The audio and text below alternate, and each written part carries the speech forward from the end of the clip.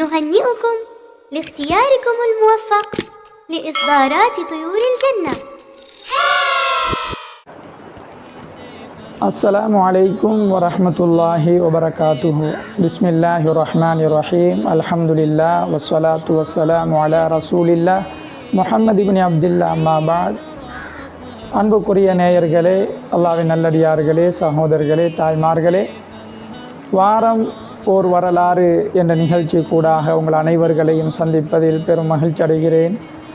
அந்த வகையில் முதலாவது ஹஸரத் ஆதம் அலைஹிஸ்ஸலாத்து வஸ்ஸலாம் அவர்களுடைய அறிமுகத்தை இன்றைய நாள் உங்களுக்கு தொகுத்து தரலாம் என்று நினைக்கிறேன் இன்ஷா அல்லாஹ். அன்புக்குரிய சகோதரர்களே, எங்கள் எல்லோருக்கும் தெரியும், இந்த உலகத்தின் ஆரம்ப மனிதர் மட்டுமல்ல, முதலாவது நபியும் கூட ஹஸரத் ஆதம் அலைஹிஸ்ஸலாத்து வஸ்ஸலாம் அவர்கள். அல்லாஹு தஆலா ஆதம் அலைஹிஸ்ஸலாத்து வஸ்ஸலாம் அவர்களை எவ்வாறு எதிலிருந்து படைத்துள்ளேன் என்று குர்ஆனில் சொல்லுகின்ற பொழுது, அல்லதி அஹ்ஸன குல்ல ஷைஇன் ஹலகஹ் வபதஅ ஹல்கல் இன்சானி மின் தீன். அல்லாஹ் படைப்பினங்களை உருவாக்குவதில், படைப்பதில் மிகவும் ஆற்றல் கொண்டவன், அழகாக படைக்கக்கூடியவன் என்று கூறி அல்லாஹு தஆலா ஹஸரத் ஆதம் அலைஹிஸ்ஸலாம் அவர்களை மின் தீன், களிமண்ணிலிருந்து படைத்துள்ளான் என்றதை நிதர்சனமாக அல்லாஹ் சொல்கிறான். மற்றும் ஒரு ஆயத்தில் வசனத்தில் சொல்லுகின்ற பொழுது, வஹலக்கல் இன்சான மின் சல்சாலின் மின் ஹமையும் மஸ்னூன்.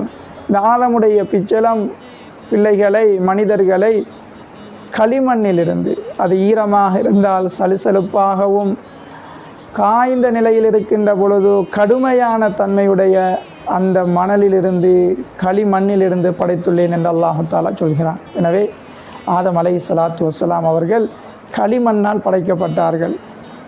ஸல்லல்லாஹு அலைஹி வஸல்லம் அவர்கள் இது குறித்து சொன்ன பொழுது அல்லாஹு தஆலா பூமியிலிருந்த கப்லத்தம் மினல் அர்த், பூமியிலிருந்து ஒரு புடி மண்ணை எடுத்தான், அந்த மண்ணிலிருந்து தான் அல்லாஹ் ஆதம் அலைஹிஸ்ஸலாத்து வஸ்ஸலாம் அவர்களை படைத்துள்ளான் என்று சொல்கிறார்கள்.